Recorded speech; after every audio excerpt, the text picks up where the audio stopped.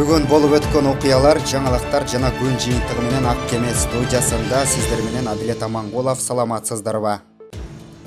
Ош шаарына Санкт-Петербургтан Кыргызстандан жарандары кайтып келишти. Ош эл аралык аэропорту 9 июльда Урал авиалиния авиакомпаниясынын Санкт-Петербург Ош багыты боюнча чартердик каттамын тосуп алды. Кыргызстанга Россиядан 184 Кыргыз Республикасынын жараны кайтып келди. Алардын арасында жаш балдар дагы бар.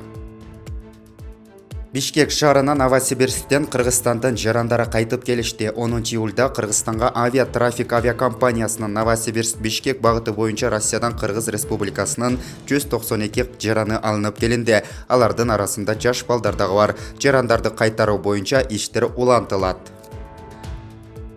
Бишкек шаарына Бириккен Араб Эмиратынан Кыргызстандан жарандары кайтып келишти. Манас эл аралык аэропорту Fly Dubai авиакомпаниясынын Дубай-Бишкек багыты боюнча чартердик каттамын тосуп алды.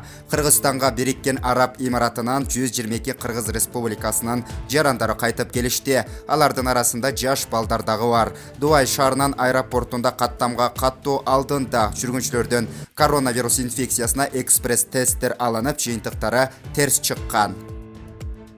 Ошентип бүгүн белгилүү болгондой эл аралык каттамдар 2 этапта калыбына келтирилет. Чек араларды ачуунун биринчи баскычы 15 июльда башталышы толук мүмкүн. Коронавирустун оперативдүү штабы эл аралык трафикти калыбына келтирүү идеясын колдоду. Эксплуатация борбору Транспорт министрлиги, Росавиация жана Аэрофлот менен аба каттамдарын 2 этапта калыбына келтирүү керек деп макулдашты. Оперштаб Роспотребнадзорго чек араларды ачуу мүмкүн болгон өлкөлөрдүн тизмесин түзүүнү тапшырган. Бул өлкөлөрдөгү эпидемиологиялык кырдаал буга жол берет. Чек аралар коронавирустун пандемиясына байланыштуу коопсуздук чараларына ылайык, ошондой эле өз ара түшүнүү принцибинде, башкача айтканда, авиабазаны россиялыктарды киргизип жаткандар менен гана башташат. Россия Федерациясынын Транспорт министрлиги 13 июлга чейин биздин өлкөнүн аэропортторунун эл аралык каттамдарды калыбына келтирүүгө даярдыгын баалашы керек. Эске сала кетсек, Шереметово аэропорту 27 июльда эл аралык терминалы ачылгандыгын жарыялаган. Незигар Телеграм каналында Россиянын премьер-министри Михаил Мишустин мамлекеттик думага отчет берген күнү чек араларды ачуунун биринчи баскычы 15 июлда болот деп билдирди. Саясий ресурс, ошондой эле депутаттар чек аралардан көптүгүнө байланыштуу суроолорду берип, өкмөттүн аба каттамдарын калыбына келтирүүнү суранган, каттарды жазып жатышкандыгын айткан. Чалдавар көзөмөл өткөрүү бекетинде Mercedes-Benz Sprinter автоунаасынан вируска каршы колдонулуучу медициналык препараттарды өлкөдөн чыгарып кеткенге аракет кылгандар кармалды. Бул тууралуу Фин полициядан билдиришти. Маалыматка ылайык алар дары-дармектерди алма салынган коробканын астына катып баратышкан. Фин полициянын Жайыл жана Чүй райондук бөлүмүнүн кызматкерлери УКМК жана мамлекеттик чек ара кызматы менен биргеликте дары-дармектерди мыйзамсыз чыгарып кетүүгө каршы иш-чара өткөргөн. Анда чалдавар өткөрмө бекетинен Казакстандын жараны башкарып бара жаткан Mercedes-Benz Sprinter унаасы токтотулган. Унааны текшерүүгө алганда алма салынган коробкалардын астына вируска каршы колдонулуучу Эуфилин дарысынын 520 таңгак жана Levamax препаратынан 460 таңгак табылган. Анын тиешелүү документтери жок болуп чыккан. Бул факты кылмыштардын жана жоруктардын бирдиктүү реестрине катталып, унаа айып короосуна токтотулду деп жазылат маалыматта. Республикалык штабтын койгон тапшырмасына ылайык жана өзгөчө кырдаалдар министри Замирбек Аскаровдун тапшырмасынын негизинде Семетей пунктунда мурдагы Ганси авиабазасы кошумча 30 орунду жандандыруу бөлүмү даярдалды. Бул тууралуу өзгөчө кырдаалдар министрлигинин басма сөз кызматынан билдиришти.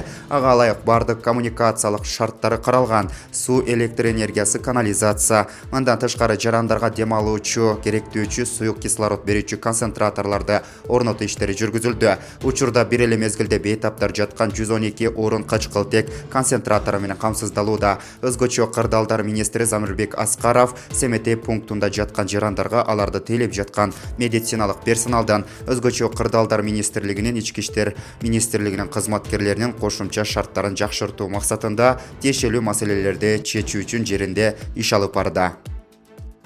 Бишкек шаарындагы мечиттерде жума намазын окуу убактылуу токтотулат. Бул тууралуу Кыргызстан мусулмандарынын дин башкармалыгынан билдиришти. Анда Кыргызстан мусулмандарынын алымдар кеңешинин чечиминин негизинде төмөндөгүдөй чечимдер кабыл алынганы айтылат. Кырдаал турукташканга чейин жума намазы убактылуу токтотулсун. Жума намазынын ордуна бешим намазы өз алдынча окулсун. 5 убак намаз мечиттерде санитардык талаптарды аткаруу менен аралыкты сактоо шарты менен окула берет. Жаназа намаздары маркумдун жакын туугандарынын жана аз кишинин катышуусунда үйлөрдө окулуусу сунушталат. Дин башкармалыгынын бул чаралар эпидемиологиялык абалды эске алуу менен инфекциянын жайылышын болтурбоо максатында кабыл алынганы кошумчаланат.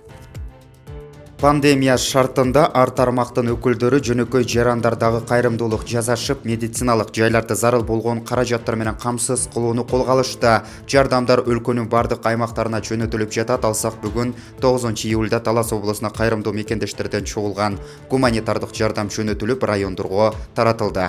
Бул тууралуу алып баруучу Нурсултан Майназаров тарабынан белгилүү болду. Маалым болгондой, облуска 7 кычкылтек концентратору, дары-дармектер, жеке коргонуучу каражаттар жана акчалай жардам көрсөтүлдү. Орусиядагы мекендештер кайрымдуулукка кол сунуп $8500 каражат которушкан. Талас облусунун аймагына 2 апталык чектөөлөр киргизилди. Бул тууралуу бүгүн 9-июлда өкмөттүн облустагы ыйгарым укуктуу өкүлү Марат Мураталиев тарабынан маалым болду. Облустук ыкчам штабтын чечими менен 2 апталык чектөөлөр киргизилди. Ага ылайык Талас Бишкек каттамы жүргүнчүлөр үчүн жабылды. Тагыраак айтканда, Талды булак постунан Талас каттоосу барлар гана өтө алат. Азык-түлүк, медициналык каражаттарды жана башка транзиттик маанидеги жүктөрдү ташыган унаалар гана облустун аймагына кирип чыга алат. Ал райондор аралык каттамдар токтотулган жок. Мындан тышкары мал базарлар жана футбол аянттары 2 аптага жабылды. Балдар кечки салкында футбол ойноп, тердеп барып жуунушат. Мындан улам өпкөнүн сезгенүүсү илдетине кабылышы мүмкүн деп оюн аянтчаларындагы жаптык, деди өкмөттүн облустагы ыйгарым укуктуу өкүлү. Социалдык тармактарда каза болгон адамдардын баштыкка салынган жансыз денесин казылган жерге биринин артынан экинчисин ыргытып жаткан видео тараган. Видео Бишкек шаарында жашыруун камера деген аталышта эл арасына жайылып, көпчүлүктү дүрбөлөңгө салды. Интернетке тарап кеткен видео боюнча муфтияттан билдирүү таратып, чындыкка дал келбей турганын кабарлашты. Социалдык тармактарда маркумдардын сөөгүн кабырга ыргытып жаткан видео тарап жатат. Бул чындыкка дал келбейт. Индия мамлекетинде тартылган видеону Бишкекте деп таратуу өз элине, жерине, мекенине болгон кыянатчылык. Мындай жалган маалымат тараткандардын жазасын Алла Таала өзү берсин деп жазылат билдирүүдө. 2020 жылдын 4 октябрында өтө турган Жогорку кеңештин депутаттарын шайлоого катышууга партиялардын тизмеси аныкталды. Бул тууралуу Борбордук шайлоо комиссиясынан билдиришти. Ага ылайык шайлоо жана референдум өткөрүү боюнча Борбордук комиссиясына 44 саясий партиядан кабарлама келип түшкөн.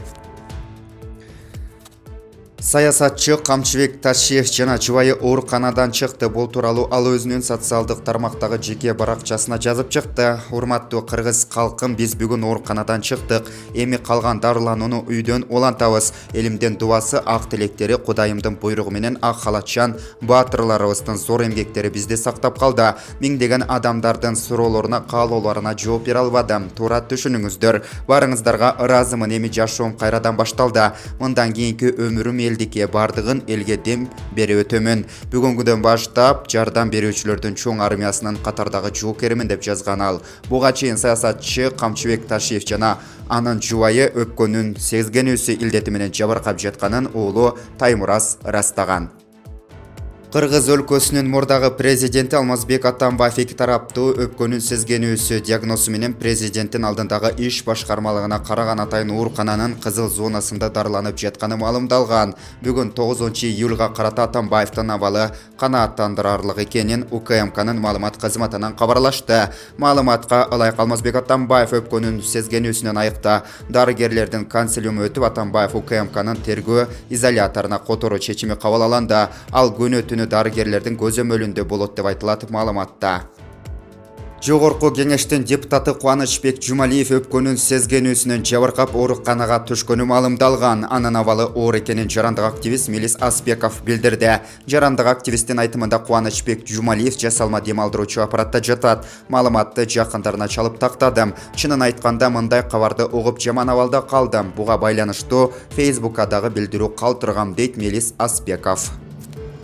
Саламаттыкты сактоо министрлигинин коомдук саламаттыкты сактоо башкармалыгынын башчысы Айнура Ахматова төмөнкүлөрдү билдирди. Буга чейин биздин медицинада реаниматологдор жетишип келген. Азыр алардын көбү коронавирус менен ооруп жатса, дагы бир тобу обсервацияларда болуп жатат. Кече чыккан буйрук боюнча эмгек өргөсүндөгү бардык кызматкерлер жумушка чыгышат, деди ал. Ошондой эле ооруканалардын жана стационарлардын башчыларына кечээ 8-июлда чогулуш болуп өткөн. Анда аларга ооруундардын сатылышы боюнча эскертүүлөр берилген.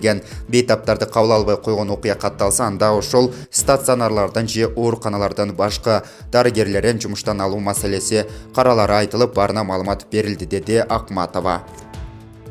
Өлкө башчы Сооронбай Жээнбековдун кыргызстандыктарга жасаган видео кайрылуусу президенттин официалдык YouTube каналынан өчүрүлгөн. Буга видео алдында калтырылган улут аралык кастыкты козотуучу комментарийлер себеп болгонун президенттик аппараттан билдиришти.